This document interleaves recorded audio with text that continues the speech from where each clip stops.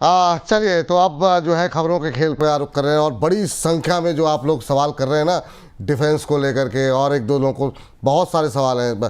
तो डिफेंस को लेकर के हो या फिर बाकी शेयरों को, वेदांता को लेकर के हो, इन सब के जवाब यहीं पे मिलेंगे। तो बने रहिए इस सेगमेंट में हमारे साथ, क्योंकि आपके तमाम पसंदीदा शेयरों पे खबरें हैं और उन पर हम एक एक करके जो है वो चर्चा करेंगे और लेकर के आएंगे स्क्रीन पर कि अभी जो है क्या स्ट्रेटजी, क्या रणनीति होनी चाहिए।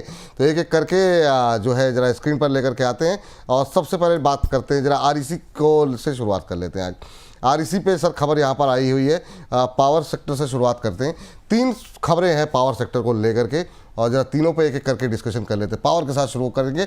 आरईसी कैसा लग रहा है सर आपको? बोर्ड ने कहाँ पर करीब 1.5 लाख करोड़ रुपए जुटाने के लिए जो मंजूरी दे दी है प्राइवेट प्लेसमेंट के जरिए। 1.55 लाख करोड़ रुपए जुटाने का लक्ष्य है। दरअसल कंपनी जो लोन बांटती है उसका भी इस्तेमाल इस रकम में करती है। आपको बता दें एजीएम में हालांकि इस बारे में मंजूरी ली जाएगी। आपकी टिप्पणी क्या है? आज ऑलमोस्ट फ्लैट ट्रेड करता हुआ ये सर, ये आरईसी पीएफसी दोनों पे ही बताइएगा। दोनों एकदम भाई बहन की तरह चलते हैं और चल नहीं रहे हैं। सबसे बड़ी समस्या ये है। अभी क्या करना चाहिए?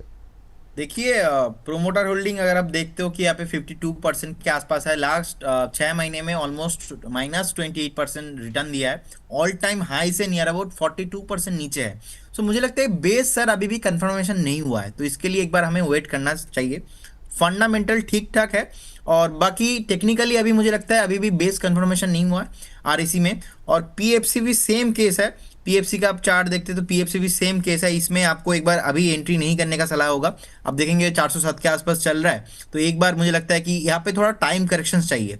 और यहाँ पे फ्रेश रैली का भी मतलब अभी कोई चार्ट में ऐसा कोई डेली कैंडल पे, वीकली कैंडल पे ब्रेकआउट नहीं है। तो एक बार जिनके पास है बने रहिए। खराब नहीं है लेकिन अभी चलेगा नहीं। लॉन्ग टर्म के लिए मैं पॉजिटिव हूँ, लेकिन अभी नहीं चलेगा। ठीक है, चलिए। लॉन्ग टर्म के लिए पॉजिटिव है, अभी नहीं चलेगा। एनटीपीसी ग्रीन जो आप बताए ना, 3 खबरें आज जो है 3-4 खबरें बड़ी बड़ी हैं यहाँ पर। एनटीपीसी ग्रीन जरा स्क्रीन पर लेकर के आते हैं और देखते हैं यहाँ पर क्या कुछ पक रहा है। यहाँ पर आपको बता दें बड़ा प्रोडक्ट जो है, प्रोजेक्ट जो है इनको मिला है, माफ़ कीजिएगा, ऑर्डर मिला है यहाँ पर 1000 मेगावाट का बड़ा ऑर्डर है। और ये सब्सिडरी एनटीपीसी लिमिटेड जो है, इन्होंने यूपीपीसीएल के साथ एक पीपीए भी साइन किया हुआ है। ये तमाम अपडेट्स यहाँ पर आ रही है, और यहाँ पर 2.56 प्रति किलोवाट घंटे की दर से बिजली खरीद का ये समझौता यहाँ पर होता हुआ आया है यहाँ पर। और आज एनटीपीसी ग्रीन में हम देख रहे हैं करीब 0.25% के आसपास की मजबूती देखने को मिल रही है। सर आपकी क्या सजेशन रहेगा सर? एनटीपीसी ग्रीन पे अभी क्या करना चाहिए? यहाँ पे कोई सलाह रहेगी आपकी? क्या स्ट्रेटजी रहेगी? हेलो।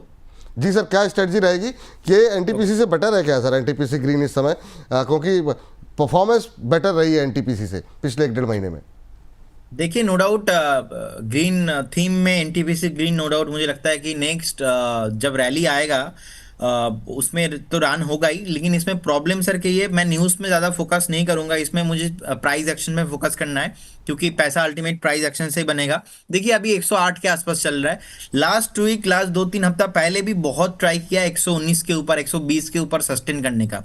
120 122 के अंदर ना वहाँ पे एक मल्टीपल रेसिस्टेंस है। 122 के ऊपर अगर सस्टेन करता है उस केस में स्टॉक चलेगा, लेकिन उससे पहले कितना भी न्यूज आ जाए अच्छा ये नहीं चलेगा। अभी 108 के आसपास चल रहा है। फिलहाल मैं नेगेटिव तो नहीं हूं, लेकिन मैं फ्रेश बाई नहीं करूंगा। फ्रेश बाई मैं 120 के ऊपर ही करूंगा। इसमें एक स्टॉप लॉस जिनके पास है आप बने रहिए with A stop loss of 96।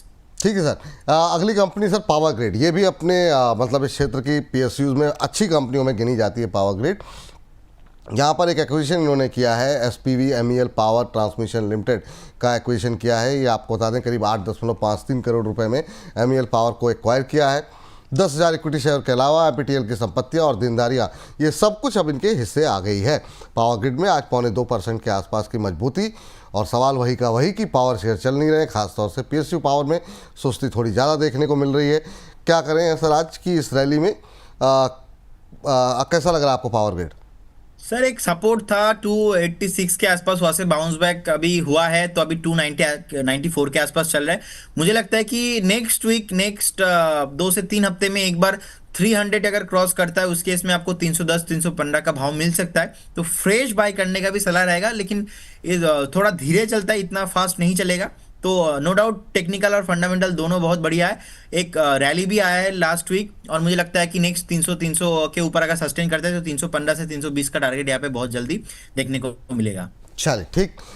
फटाफट जरा केसी इंटरनेशनल लेकर के आते हैं। पिछले कुछ दिनों में यहाँ पर मोमेंटम एक बनता हुआ दिखाई दिया है। यहाँ पर एक नया ऑर्डर मिला है, हालांकि आज प्रॉफिट बुकिंग देखने को मिल रही है। 2211 करोड़ रुपए का ऑर्डर मिला हुआ है, फ्रेश ऑर्डर। एक रैली के बाद थोड़ी सी प्रॉफिट बुकिंग देखने को मिल रही है। टीएनडी सेगमेंट के अंदर सऊदी अरब में 380 किलोवाट ओवरहेड ट्रांसमिशन लाइन्स का ऑर्डर कंपनी को ये मिलता हुआ दिखाई दिया है। और साथ ही साथ अमेरिका में टावर एंड हार्डवेयर सप्लाई के लिए भी कंपनी को एक कॉन्ट्रैक्ट मिला हुआ है। तो ये तमाम अपडेट्स केसी इंटरनेशनल को लेकर के पिछले एक महीने में जो है करीब 25% से ज़्यादा की रैली यहाँ पर देखने को मिल चुकी है। सर, आज थोड़ी प्रॉफिट बुकिंग देखने को मिल रही है, क्या करना चाहिए केसी इंटरनेशनल में? सर बेसिकली एक फ्लैग पैटर्न है डेली चार्ट में, तो इसमें कोई प्रॉब्लम ही नहीं है।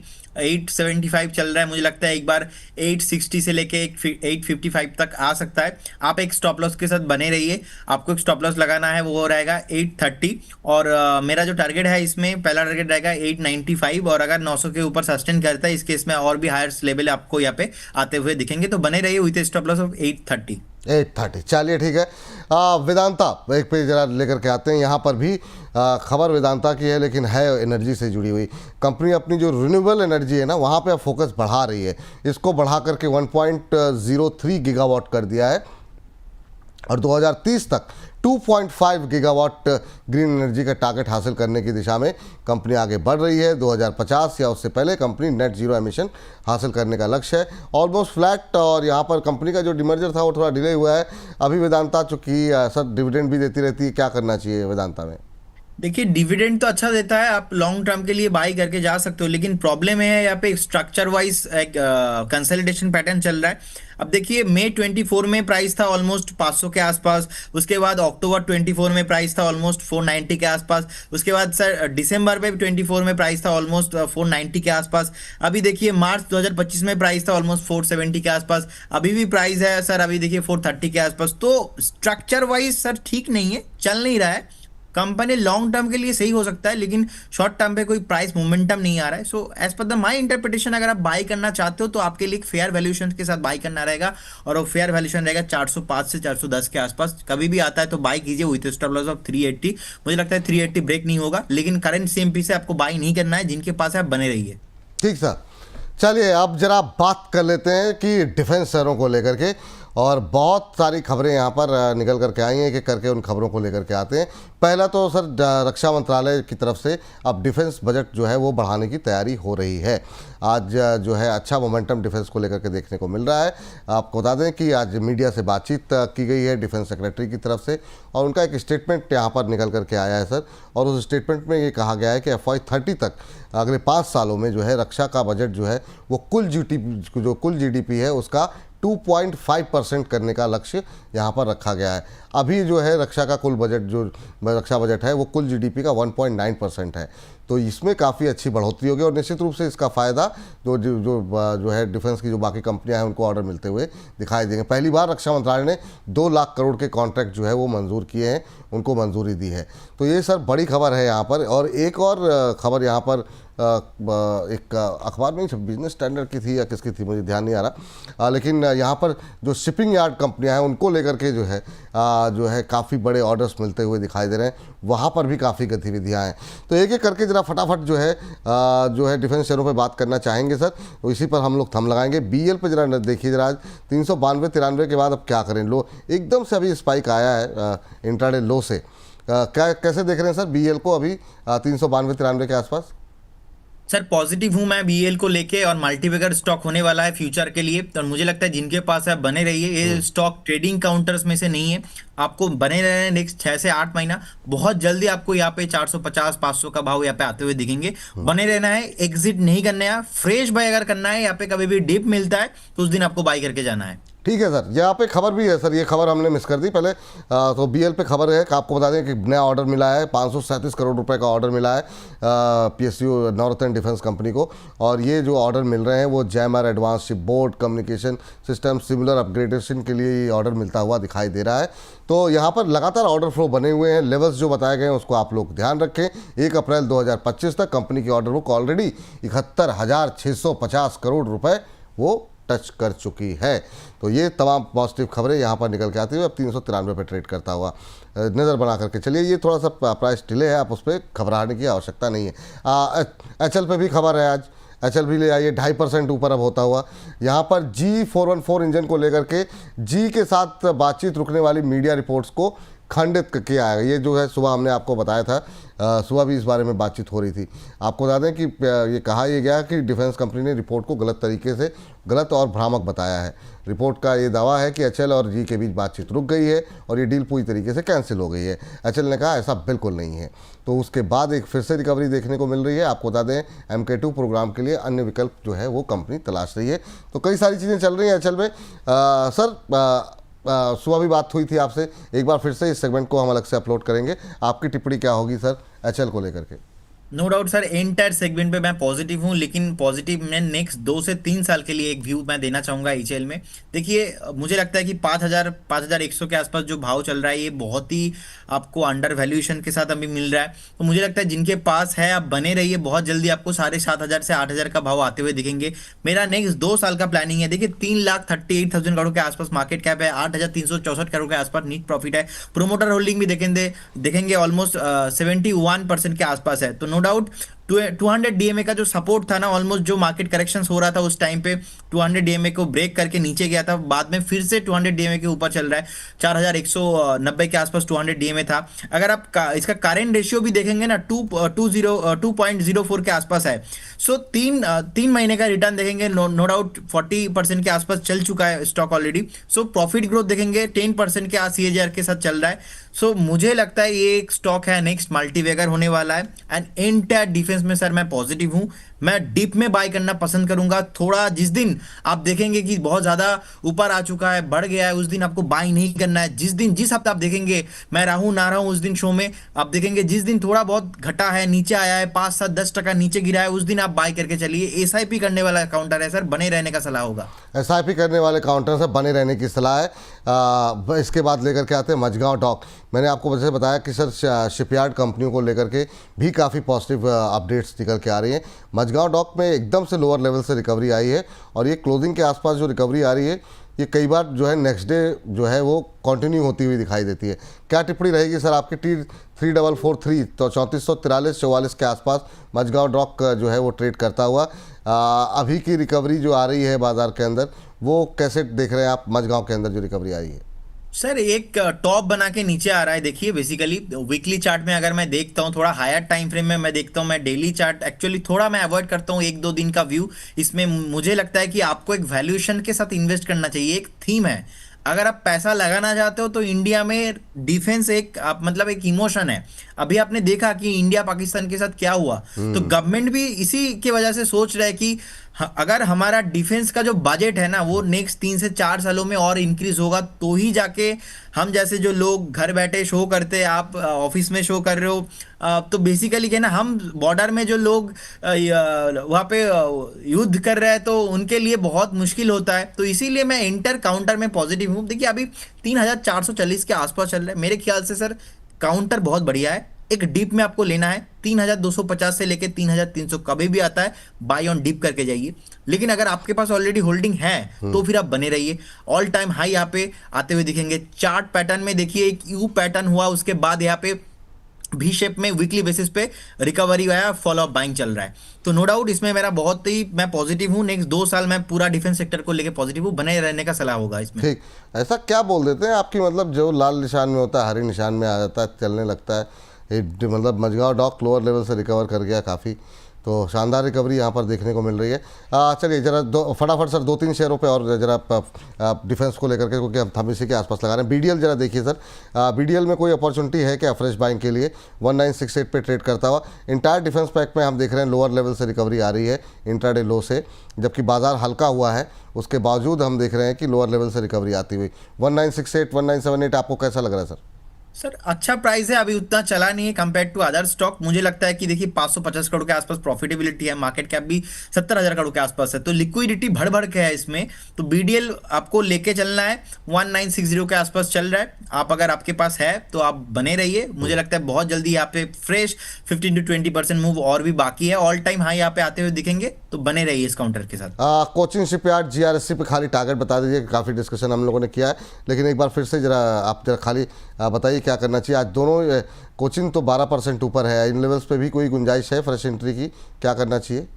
ये फ्रेश एंट्री का सलाह अभी मैं इसमें नहीं दूंगा क्योंकि 11% चल चुका है, लेकिन मुझे लगता है एक बार आपको 2750 से लेके 2750 से लेके 2800 का भाव बहुत जल्दी यहाँ पे आपको आते हुए दिखेंगे, तो एक बार बने रहने का सलाह होगा। और गार्डन रीच में भी सर मैं पॉजिटिव हूँ, मुझे लगता है यहाँ पे 3800 से लेके 4000 का भाव आपको जल्दी आते हुए दिखेंगे। एंटायर पैक में मैं पॉजिटिव हूँ सर, एक भी स्टॉक ऐसा नहीं है सिंगल जहां पे मैं नेगेटिव हूँ, लेकिन आपको फ्रेश बाय करना है तब जब जिस दिन गिरेगा उस दिन आपको लेना है। जिनके पास है बने रहने का सलाह होगा। और एक चीज याद रखिए, इसमें आपका अगर पैसा बन रहा है ना तो प्रॉफिट बुक अभी मत कीजिए। प्रॉफिट बुक आपको बजट से थोड़ा पहले पहले मतलब नेक्स्ट नवंबर, इसी साल नवंबर दिसंबर तक आपको एक बार प्रॉफिट बुक करना है, अगर ज़्यादा टॉप बना देते हैं तो। क्योंकि आप देखेंगे शॉर्ट टाइम फ्रेम में से चल चुका है, लेकिन आप हायर टाइम फ्रेम में देखेंगे अभी भी बहुत नहीं चला है, अभी भी बाकी है। और जिस तरीके से अभी एक थीम चल रहा है, एक इकोनॉमिकल जोन बन रहा है, अभी एक इमोशनल देखेंगे, एक सेंटीमेंट बन रहा है मार्केट में कि डिफेंस डिफेंस डिफेंस, हर तरफ एक वार। तो इंडिया कहीं ना कहीं सोच रहा है, हमारे जो देश के प्रधानमंत्री जी है उन्होंने भी सोचा है कि और भी जो बजट है इसका जो है और अलॉटमेंट और भी ज़्यादा होते हुए दिखेंगे कमिंग डेज में, तो बने रहने का सलाह होगा। क्लियर कट मेरा बाइंग रहेगा फ्रेश। अब यहाँ से भी मुझे लगता है कि 20-30% 40% बहुत जल्दी आपको आते हुए दिखेंगे। अच्छा सर, आपने पारस डिफेंस पे कुछ दिन पहले कहा था कि आपको अच्छा लग रहा है। ये तो हमने पीएसयूज के तो काफ़ी डिस्कस कर लिए। जो प्राइवेट डिफेंस प्लेयर है, आइडिया फोर्ज या फिर पारस डिफेंस, इन सब में कहीं कोई अपॉर्चुनिटी दिखाई दे रही है कि आपको? एकदम से देखिए जरा ना, क्या एकदम सारे डिफेंस में एकदम से मुझे लग रहा है फिर कोई खबर आने वाली है लोअर लेवल से, और वो हम लोग कल डिस्कस करें शायद, क्योंकि मेरे पास अभी तक तो खबर आई नहीं है। हमारे प्रोड्यूसर साहब अगर कहीं कुछ देखें खबर तो बताएं। शानदार रिकवरी, आइडिया फोर्स 5% चल गया, तो कुछ तो है। एक तो ये जो खबर हमने आपको बताई डिफेंस, या तो उस पर आप थोड़ा लेट रिएक्ट कर रहा है, ये खबर लोगों को बाद में समझ में आई और हम लोग सुबह से इस खबर को पीट रहे हैं कि इस खबर पे फोकस रखिए, क्योंकि ये खबर वाकई में बड़ी खबर है कि अगर डिफेंस बजट इतना बढ़ेगा तो कंपनी की, सारी कंपनियों की ऑर्डर बुक, कंपनियों की प्रॉफिटेबिलिटी, वो सब बढ़ती हो। ये जो छोटी छोटी कंपनियां हैं इनको ज़्यादा फायदा मिलेगा इसका। आपकी टिप्पणी क्या होगी सर? प्राइवेट में क्या अच्छा लग रहा है आपको? सर आइडिया फोर्स मुझे बहुत ही पसंद है, और जिस दिन वो इंडिया पाकिस्तान वाला न्यूज़ आया था ना, मतलब उस दिन हुआ नहीं था, उस दिन दोपहर में 2:30 बजे पहली बार आइडेंटिफाई मैंने किया था आइडिया फोर्स को। उस टाइम पे 450 का भाव था, आज तो 620 हो गया। और मैं इसमें सर बहुत ही बुलिश हूँ, पॉजिटिव हूँ। और आपके शो में भी मैंने मल्टीपल टाइम रिकमेंडेशन दिया है, आपको याद ही होगा 530 के आसपास, 550 के आसपास, तो अभी तो 620 के आसपास चल रहा है। मुझे लगता है नेक्स्ट जो टारगेट होगा आइडिया फोर्स का 650, और उसके ऊपर सस्टेन करता है तो एक बार आपको 700 का भाव बहुत जल्दी आते हुए दिखेंगे, बने रहने का सलाह होगा। और पारस डिफेंस देखिए अभी 1720 के आसपास चल रहा है, मुझे लगता है ये भी चलेगा।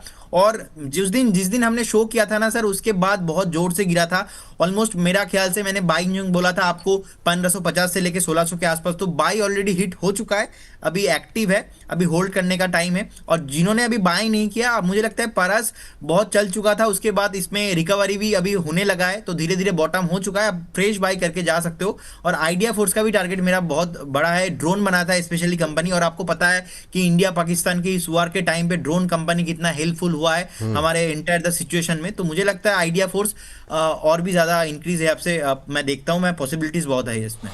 ठीक, तो उम्मीद करते हैं जो डिफेंस को लेकर के बाकी सवाल हम लोगों के आ रहे थे, आप सबको उत्तर मिल गए होंगे। थोड़ा सा 2-3 मिनट हम लोग एक्सटेंड भी हो गए इसी के लिए।